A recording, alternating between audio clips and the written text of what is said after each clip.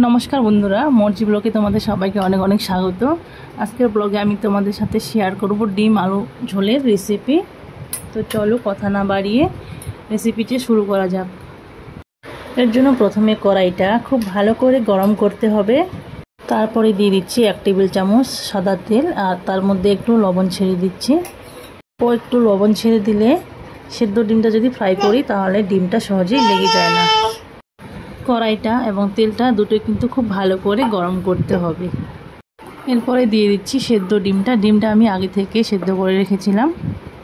अल्प एकटू हलुद गुঁড়ো छड़िए डिमटाके फ्राई करे नेब।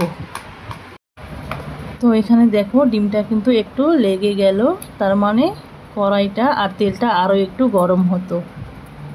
तो डिमटाके उल्टे पाल्टे दुई दिक भालो करे फ्राई करे नेब। কিছুটা ভাজা হয়ে গেলে ছুরি দিয়ে এইভাবে ডিমগুলোকে একটু চিড়ে দেবেন যাতে করে রান্নার সময় মশলাগুলো ডিমের ভিতরে ভালো করে ঢুকে যায়। তো দুই দিক লাল লাল করে ভাজা হয়ে গেছে। এবার আমি ডিমগুলোকে একটা একটা করে তুলে নিচ্ছি। তো ডিমগুলোকে তুলে নেওয়ার পরে ওই তেলে আরও একটু তেল দিয়ে আমি ভেজে নেব। আগে থেকে খোসা ছাড়িয়ে কেটে রাখা आलूगुलो आगे থেকে কেটে ধুয়ে তারপরে জলটাকে ফেলে দিয়ে আমি রেখেছিলাম। সেই আলুগুলোকে এখন আমি ফ্রাই করে নেব। তো আলুগুলোকে আমি কেটে নিয়েছি একটু বড় বড় সাইজ করে, আপনারা চাইলে ছোট করেও কেটে নিতে পারেন। তারপরে আমি আলুগুলোতে দিয়ে দিচ্ছি স্বাদ মতো লবণ। এইবারে আলুগুলোকে আমি উল্টে পাল্টে ভালো করে লাল লাল করে ভেজে নেব। আর আলুগুলোতে আমি আলাদা করে হলুদ দেইনি। যখন এইভাবে লাল করে আলুগুলোকে ভাজা হয়ে যাবে তারপরে আমি আলুগুলোকে একটা প্লেটে তুলে নিচ্ছি। এরপরে ওই তেলে আমি তেজপাতা আর শুকনো লঙ্কা ফোড়ন দিয়ে দিচ্ছি। আপনি চাইলে এই তেলে আর একটু তেল অ্যাড করতে পারেন, আমার প্রয়োজন মনে হয়নি সেজন্য আমি অ্যাড করিনি। তেজপাতা ভাজা হয়ে গেলে আমি দিয়ে দিচ্ছি একটা বড় সাইজের পেঁয়াজ, যেটা আগে থেকে আমি কুচি করে কেটে রেখেছিলাম।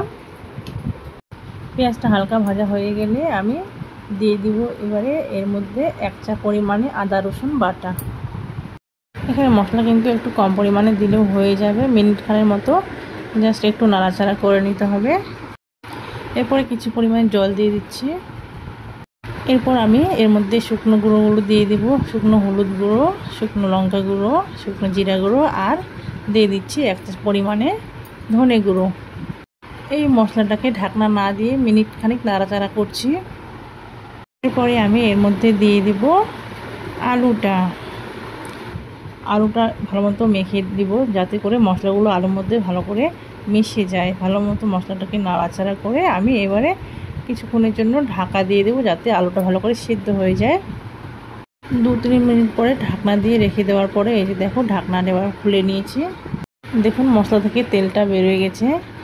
এটাকে আরও 2-3 মিনিটের মতো ভালো করে কষে নেব। কষানোটা যত ভালো হবে টেস্ট কিন্তু তত ভালো হবে। কষানো হয়ে গেছে। এবার আমি এর মধ্যে অ্যাড করব জল।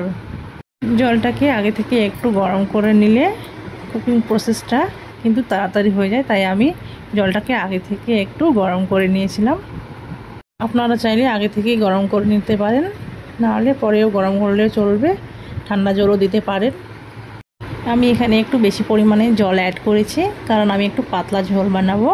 আর আপনারা যদি গাঢ় ঝোল বানাতে চান তাহলে আপনারা একটু কম পরিমাণে জল অ্যাড করবেন।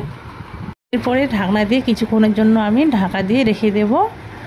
যখন জলটা ফুটতে শুরু করবে তখন আমি গ্যাসের ফ্লেমটা একটু কমিয়ে দেব। এরপরে 10 মিনিট ধরে প্রায় লো ফ্লেমে ঢাকা দিয়ে আমি রেখে দেব।